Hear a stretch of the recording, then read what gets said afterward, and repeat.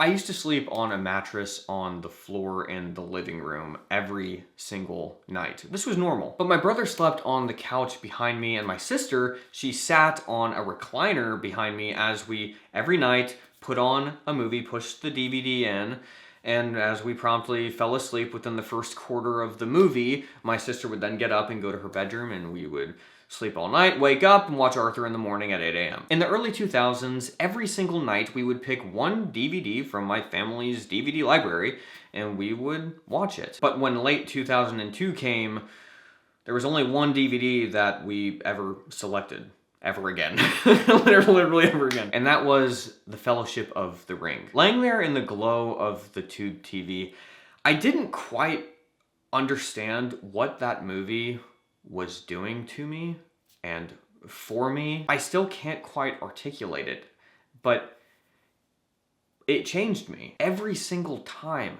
I watched it, I would feel something. And only a few movies have ever done that to me. The Matrix, The Dark Knight, Signs, Slumdog Millionaire, more recently Interstellar. These are the movies that I would watch over and over and over again, to the point that literally to this day, I have holes memorized. I can say the whole thing. And I think if we're all being honest, my generation, the millennials, we can all be honest that like, if you can really trace it from The Fellowship of the Ring. Sure, there's been, movies that have been good since, but ever since that trilogy, The Lord of the Rings, it has been a steady cinematic decline. I can't put my finger on why. Is it VFX? Is it, I don't know. Is it just a one-size-fits-all system? Everything is just about not taking risks and making money? I don't know. That's not why I'm here. But in my opinion, and this is going to be extremely controversial, I'm sure, I don't care. I'm probably wrong, but I absolutely know that I'm right. I can't believe I'm saying this. AI is single-handedly going to save cinema. Let me explain. Before I explain this whole complex thing, which is going to make so much sense, it's going to change your life, I want to say thank you so much to Birch Living for sponsoring this video. Go to birchliving.com/Jordan Taylor to use my exclusive partner offer for 27% off during their Black Friday sale. 3 years ago, Sarah and I decided to renovate this downstairs bedroom because we were hoping to have a baby soon. Once it was done, we knew that we were going to need a new mattress to complete the space. And our friends at Helix Sleep kindly gave us a mattress from their sibling brand, Birch Living. I am so thankful to partner with Birch Living for this video. Birch makes mattresses that are crafted with responsibly sourced materials such as organic cotton, organic wool, and 100% natural latex. Their mattresses are free from polyurethane foams, which can cause harmful off-gassing. And their mattresses, just like Helix mattresses, are constructed without fiberglass, which can be very harmful to your health. Other companies use fiberglass as a flame retardant, terrifying, but Birch Living instead uses 100% organic wool, which is naturally flame resistant. We were so excited to receive our Birch mattress for that reason. And also because we know that the mattress we're sleeping on is made with natural and organic materials sourced straight from nature, which are both comfortable and durable. Sarah and I received the Birch Luxe Natural Mattress, which is the premium upgrade to their well-loved Birch Natural Mattress. We've had our Birch mattress now for 3 years and we love it. And the Birch lineup even includes an option for your little ones, the Birch Kids Natural Mattress. What we like most is just how easy it was to set up the mattress. Like really, the best part about all of this is that it just comes delivered right to your door, rolled up in a box, and in the US, it's even free delivery. It's super easy to set it up yourself, but they also offer in-home setup and removal just to make your buying experience that much better. With your Birch mattress, you get a 100-night sleep trial, so that's more than 3 months to make sure that you love it. You also get an unbelievable 25-year warranty. I love my Birch mattress, and I really think that you would too. Go to birchliving.com/Jordan Taylor to use my exclusive partner offer for 27% off during their Black Friday sale. You will not regret it. Let's get back to why AI is going to save cinema. What? Let me get you to the point why I came up with this ridiculous theory. Something I haven't heard anybody say. It all started with a phone call. I was feeding my chickens and I received a call that I was expecting for months. I wasn't expecting, I was desperately hoping I would receive this phone call. Answer the phone, seems like it's spam. And I got the job. I knew of some retired TBI agents, which is the FBI of Tennessee. They wanted to make a podcast, a show about their cases that they solved of these murders. I had heard about this, knew they were struggling, so I, mentioned in passing that I would be able to, I think I could really be able to make this show something amazing and something great, something that will do extremely well. I got there, they showed me their product so far, and I was like, we need to change everything. Like, I'm not trying to be overbearing, but I've got some ideas, and I think that if we changed everything, then we've got something here. Who they are, their stories, and then what they had didn't match it in my mind. And so I was like, just let me try. I had ideas.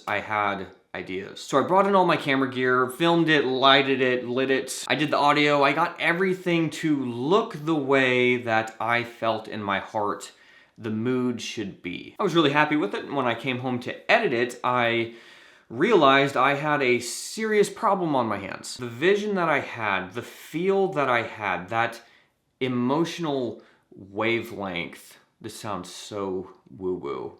It's not, okay? This is real. How I was feeling that they were and their stories and how their personalities intersected, especially with the host of the show, who's like an Emmy award-winning journalist. This is pretty cool working with these people. The footage looked dead on, but like the edit, I was struggling with it. See, the thing was, I really didn't want this to be a podcast. I wanted to bring this thing to life, to be like a mini documentary / films about each homicide that they solved. I knew at my disposal I had all of this evidence, these pictures of the investigation, evidence, scenes, things like that, and I really wanted to put them in the video, obviously, no duh. If other true crime channels can get their hands on that, of course they put that in. But it didn't feel like enough to me, just putting in pictures while they were talking. It just didn't match with what I was feeling. So I'm sitting there in the dark late at night editing, and I'm like, what can I do? I wanted to bring this show to life, literally. I wanted people to watch this and experience what these men who solved these cases were going through while they were solving the cases, and also what the victim went through and like what their story was, because I really feel like it's important to remember these people that have been lost to us. So I'm like, what if I use stock footage? I'm subscribed to like services where I can look at stock footage and pictures of policemen standing in front of their car, people eating pieces of cake, and there's just like random stuff, and as I was looking through it, and it's like none of this, it just feels dead. None of this matches anything. It's too sterile. And then I had this idea. Wait a minute. We live in the age of AI. Can I describe a scene that these investigators described and have it render a video of the scene? Turns out it can't. It can't do it. If you're just prompting, put a policeman in a motel with a lamp, it's gonna be dead. I was using ChatGPT's Sara, and I wasn't happy with like what it was rendering. It was very clunky. I hated it, actually. So then I found this other one called Envato. They have an AI video service, so I typed in my little prompt. It takes like 2 to 5 minutes to render a scene, and it was no good.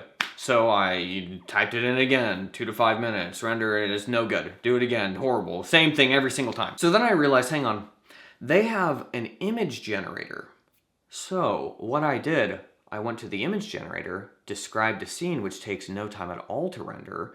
Then I would take that image, after I tweaked it, change the lighting, change the face, change the mood, like a director is like, moving actors and things around. Then I would take that image, which was good, and I would have it animate that image. I could use prompts that would direct the person on screen, what they should do, maybe how the camera should be moving, maybe if there's some like particles that float into the scene, like dust or something, or if I wanted water to move. Whatever it was that I needed to do, I was able to fine tune it and have like results that really shocked me and brought the whole experience that these TBI agents had, like, it made it feel so much more impactful and like immersive in what they were saying and in their experience. All of a sudden, once I started orchestrating those scenes mixed with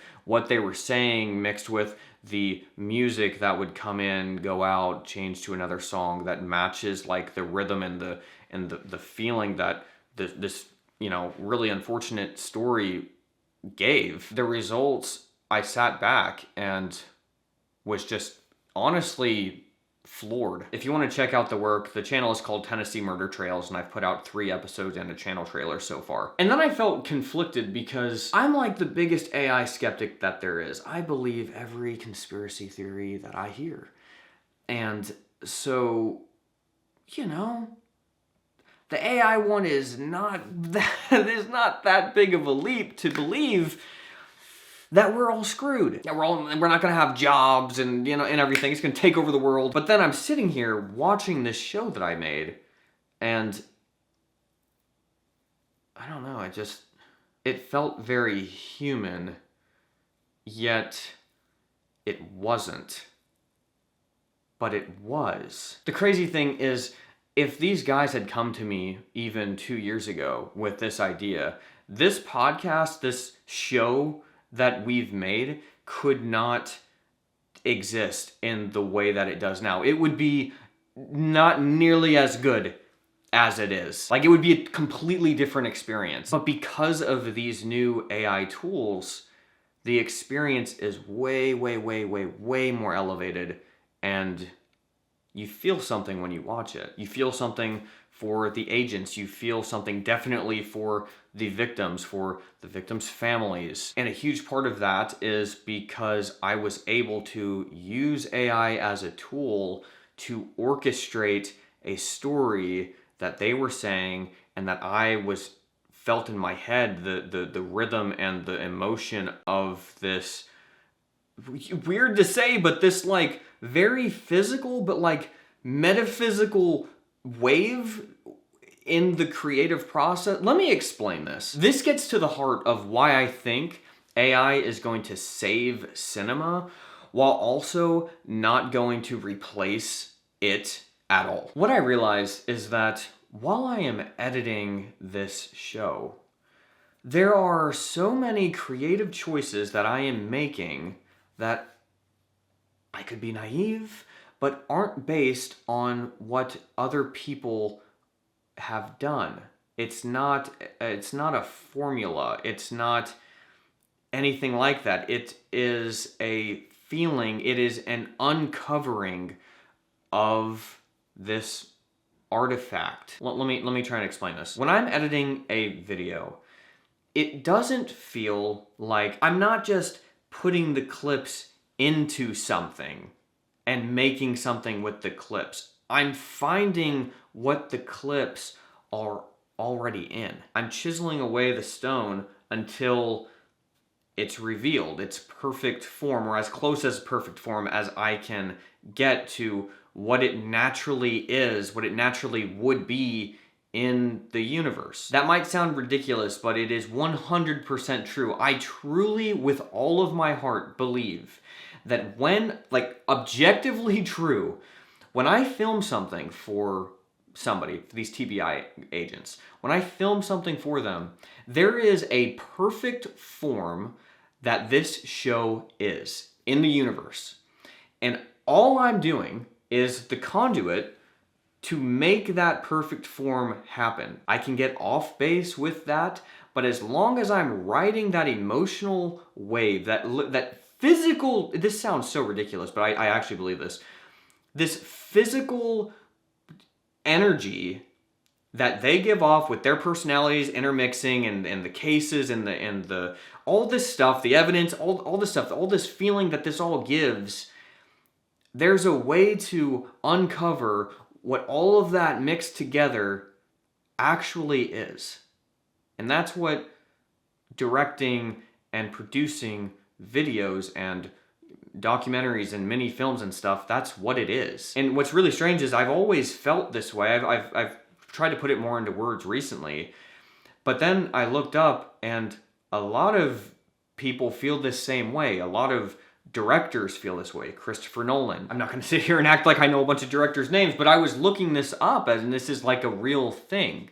I'm not the only person out there that feels this way. There's 100 million creative choices that I'm making, not because of some formula, but because there's something about the human antenna that can sense when something is authentically off. Authenticity is one of the only universally detectable things in art. And the weird thing is that almost nobody can actually produce something authentic. Everyone can feel when it's there, but hardly anybody can actually craft authenticity in art. We get chills when we watch something sometimes because authenticity hits our nervous system. It doesn't hit our conscious mind. But why does authenticity, hitting that perfect, just hitting, it's like, I swear, it's almost like it's a wavelength. When you're editing, it's almost like being able to ride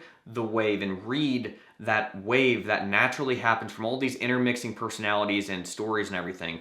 Being able to feel that wave and ride that wave is like, it's like chill inducing. I don't really know. And when I watch stuff that people have created, it's like they've tapped into what's already naturally there. They didn't conjure it up.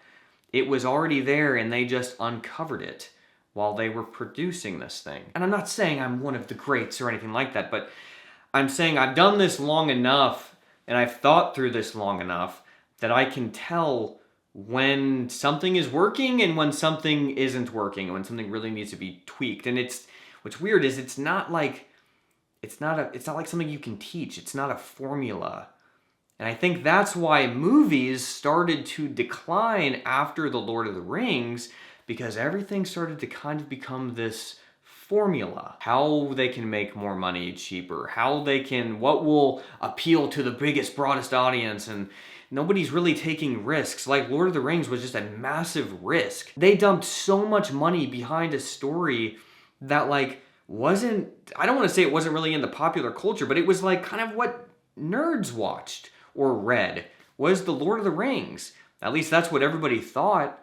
But then when, a media company, a studio, took a risk for, who knows why, and it made the greatest trilogy of all time. But now you can't take those risks anymore for some reason. In the age where you can watch a Netflix show that probably didn't even cost them that much money to make, and it's just slop. And we all consume it. We all know that it is, but it's what we're fed. It's what people watch it. I watch it, and so they just keep producing this stuff. But we've got into this vicious cycle where we're never getting out of it in this current state. We will never get out of this current state.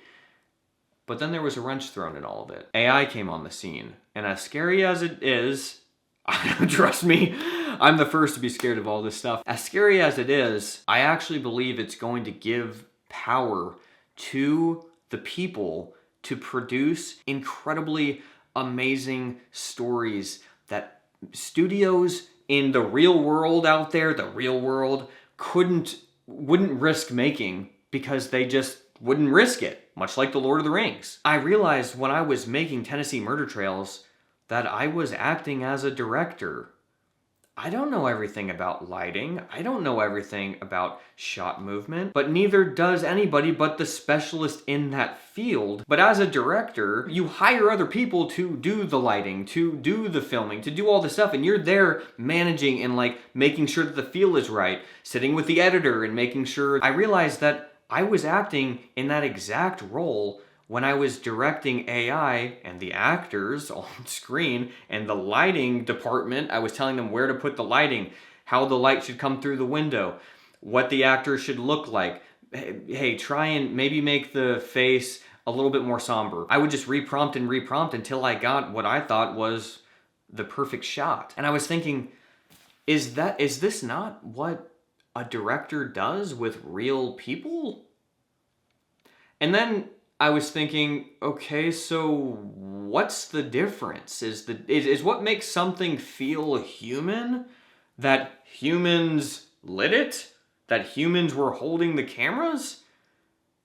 Or is the whole idea of something being human not actually the goal? Maybe people just say, I want it to be human because what they're saying is, I want it to be authentic. I want it to be truthful. And when we look at AI slop, it doesn't feel authentic. It doesn't feel human. It doesn't feel truthful. It feels like something is mimicking. It just feels hollow and wrong, not because it's hollow innately in and of itself, but because maybe people are using it wrong. Maybe the way that AI will flourish isn't in make me a sci-fi movie with this theme and this thing. That will never be anything. Trust me, people are gonna be doing that left and right when the technology advances so much that you can have characters, you can have, these can be longer than 5-second clips, literally is what I'm working with. Once you can have set characters and be able to use them in different scenes and light the shots differently, all with just prompts, which is that not exactly what a director does? Once that technology comes, which will come fairly quickly, I think, then the only thing stopping people from making things like The Lord of the Rings is their skill, their imagination. The barrier to entry isn't finances anymore. The barrier to entry isn't what opportunities you had. Think of how many Tom Brady's are out there in the world right now that just never had the chance, never had the know-how to get involved in sports. They had raw talent growing up. They could have definitely been a very highly paid quarterback in the NFL if they just had the right opportunities, but they didn't grow up in the right family for that. They didn't whatever. There's probably a ton. But then imagine all of a sudden everybody is a level playing field. Everybody has that opportunity all at once. The level of play has to elevate. If everybody had the same opportunity and there was literally no barrier to entry, sure, more people are going to apply to the NFL, more people are just going to get laughed off the field, but there's going to be a lot more people that are absolutely dominant in the sport, and the entire sport gets elevated. I think that's what's going to happen with filmmaking and with AI. There's a lot of directors out there in the world, don't get me wrong. There's a lot of people out there who have this innate talent to sense this emotional wave and be able to cut, not by mechanically know exactly when to cut, but like they viscerally feel when something is off, when they're editing something, when they're producing something. They just know that something is wrong, and not only do they know it, they know how to make it right. That's what's really hard. Studios are not going to hold you back anymore. The politics of all this is not going to hold you back anymore.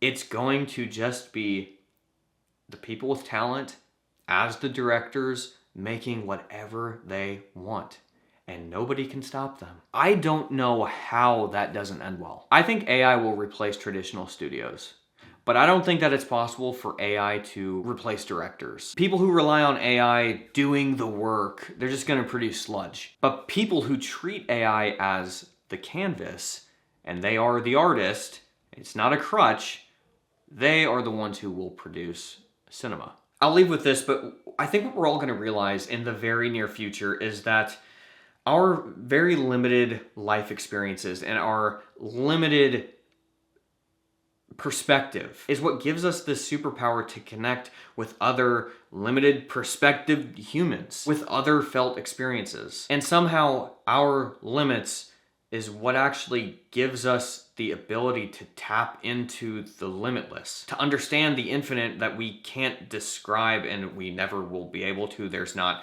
a word for it. There's not a 1 or a 0, but that we experience through our small lens every single day. And we can relay that experience to other people who feel the exact same way that we do in their different but parallel lives. And something tells me that the all-knowing, all-perspective AI can't replicate that.